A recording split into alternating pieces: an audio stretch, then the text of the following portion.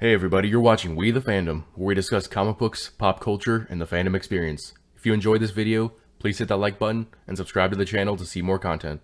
How's it going, everybody? Jacob here at We the Fandom, and with the upcoming release of Shang-Chi, I wanted to make a video summarizing the comic book history of the Mandarin. This is going to be a little bit different than the Shang-Chi video because the movie version of the character is actually a mix of two different characters. So in this video, I'll be summarizing the comic book history of Shang-Chi's father, Zheng-Zu, summarizing the comic book history of the Mandarin and the Ten Rings, and then speculating based on the trailers how these two characters are fused together and why. We'll start with Shang-Chi's father in the comics, who was introduced to the audience as Fu Manchu, a crime lord, sorcerer, and leader of a worldwide shadow empire who claimed immortality through the elixir of life. He had various cults and secret societies under his command and would use these as well as a number of skills he had developed over his unnaturally long life in his attempt to take over the world. Fu Manchu did not originate in Marvel Comics, however. He was originally a pulp character created by British fiction author Sax Rohmer and was the antagonist in many novels written in the early 20th century, with his enemies being Sir Dennis Nayland Smith and Dr. Petrie, both of whom would appear in the Shang-Chi comics and would aid the son of Fu Manchu against his father, though Shang-Chi himself was an original Marvel creation. For years, Fu Manchu would attempt to take over the United States as well as the world, enacting schemes such as kidnapping members of the United Nations, mind-controlling US citizens through television, and by manipulating the US and China into going into war with each other. Every plot would end up being foiled by Shang-Chi, sometimes with other heroes or groups,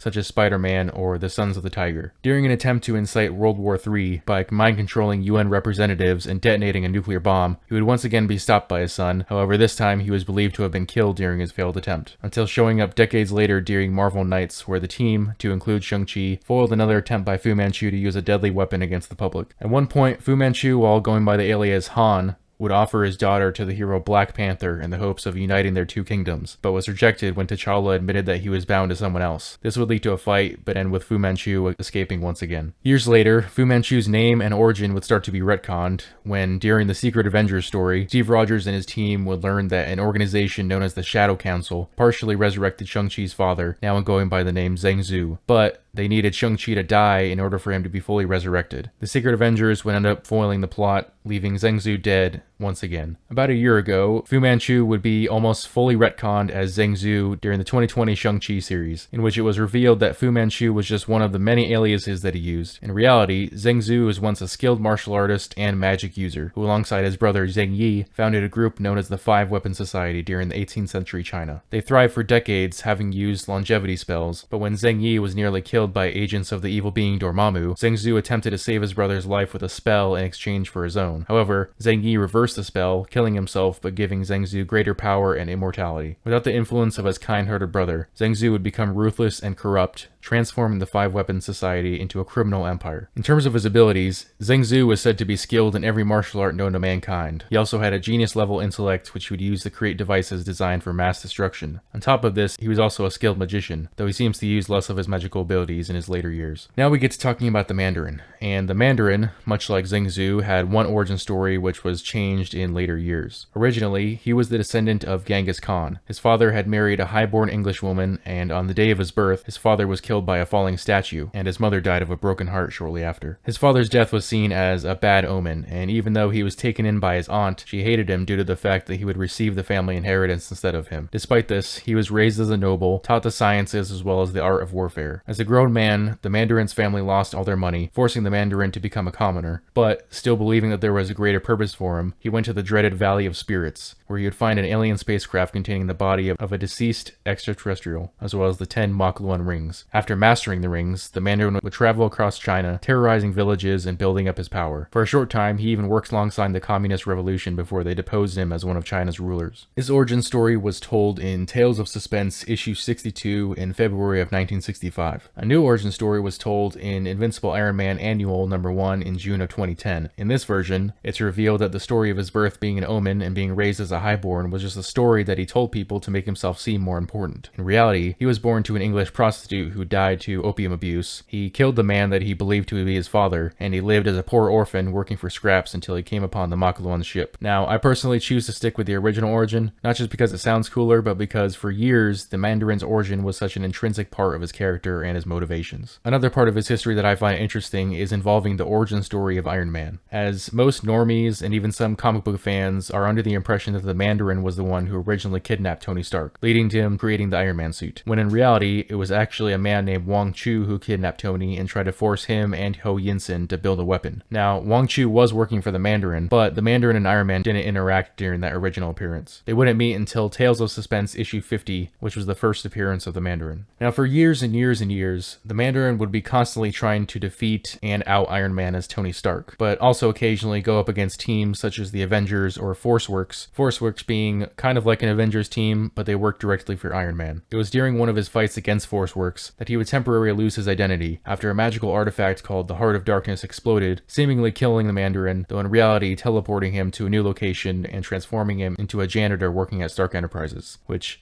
you know, is definitely one of those kind of wacky comic ideas, but it was the 90s, so that was kind of par for the course. But eventually the Mandarin would regain his memory, and he would decide that instead of trying to destroy technology, that he would use it more to his advantage, which is a pretty big deal because while the Mandarin always used to use technology, he prided himself on fighting Iron Man's technology with his magic. Most recently in Marvel Comics, the Mandarin would ally himself with the Nazi Baron Zemo, and while attending an assembly of the United Nations, he would be assassinated by the Punisher. And honestly, I don't care for what they've done with the Mandarin in recent years. Like a lot of big-name villains who've been around for a while, the Mandarin was really watered down and turned into more of a background villain than the arch enemy of Tony Stark. But real quick, I'm going to explain the 10 rings, which are going to appear in Shang-Chi, but from the appearance, I'm pretty sure they are nothing like the comic book version. The 10 rings first appeared in Tales of Suspense issue 50 along with the Mandarin, and for a long time they were known simply as powerful rings that the Mandarin found in the Makluan ship. Their origin would be slightly retconned later on to say that each ring contains the spirit of a cosmic warrior, and that those spirits would influence the wearer of the ring to find new bodies for them. Now, the fact that they are called rings is interesting because in reality, they were simply technology that happened to look and fit like rings, which is the only reason they were called rings. In terms of the power each ring possesses, you have the Remaker.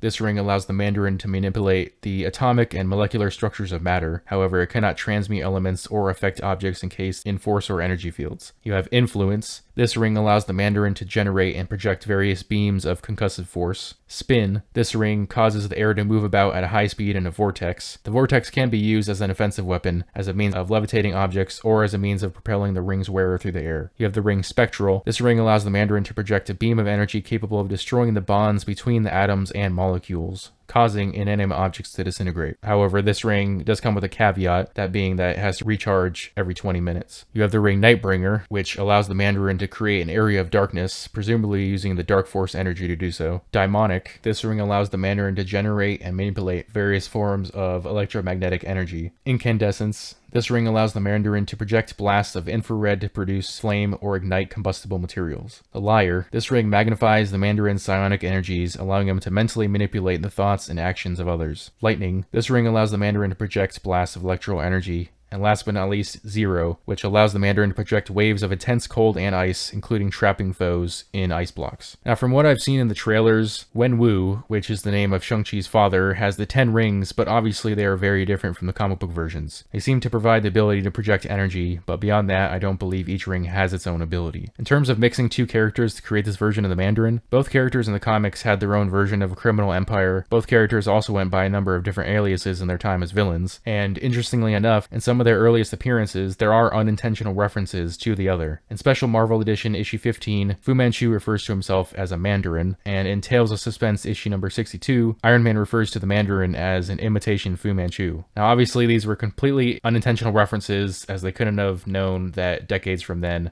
these two characters would be mixed together for this movie. Honestly, I'm not really sure why they mixed the two characters together. Personally, I think both of them would have been pretty interesting on their own, though maybe it's because they wanted to make up for the fake Mandarin in Iron Man 3. As for my expectations, I've never been a fan of Marvel mixing characters together. Also, it's a real shame that we'll never get to see the Mandarin face off against Tony Stark. But let me know what you guys think of these characters in the comment section below.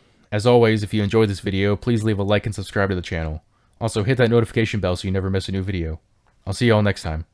Bye.